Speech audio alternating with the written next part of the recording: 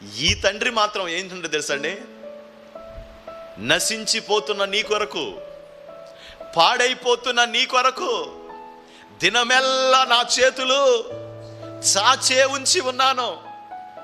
నువ్వు నశించిపోతున్నావని నీ తండ్రి నిన్ను వద్దనుకున్నాడు.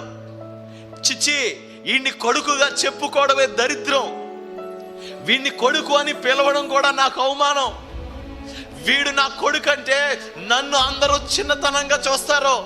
కొడుకును కూడా కాదనుకున్న వాళ్ళు ఉన్నారు. కానీ పరలోకమందున్న మన తండ్రి ఎందుకు ఈయనంత గొప్ప బిరుదిచ్చాడో తెలుసా ఆయనకి? ఆ పరలోకమందున్న తండ్రి ఏమంటాడు తెలుసా? నీ ముదిమి వచ్చు వరకు నిన్ను చంకనెత్తుకొని వాడను నేనే.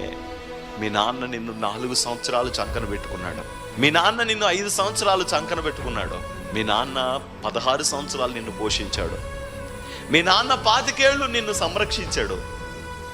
కానీ పరలోకమందున్న తండ్రి నీ గురించి ఏమంటున్నాడు తెలుసా?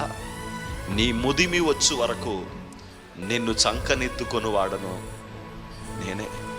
నువ్వు చెడ్డోడువా అయినా సరే, నువ్వు మంచోడువా అయినా సరే, నువ్వు పొట్టివాడివా అయినా సరే, నువ్వు పొడుగువాడివా అయినా సరే, నువ్వు కాళ్ళు లేనివాడువా అయినా సరే, నువ్వు చేతులు లేనివాడువా అయినా సరే, నువ్వు ఏమీ లోకంలో లేనివాడివైనా సరే, పరలోకమందున తండ్రి నీ కొరకు తన చేతులు చాపి ఏమన్నాడు తెలుసా?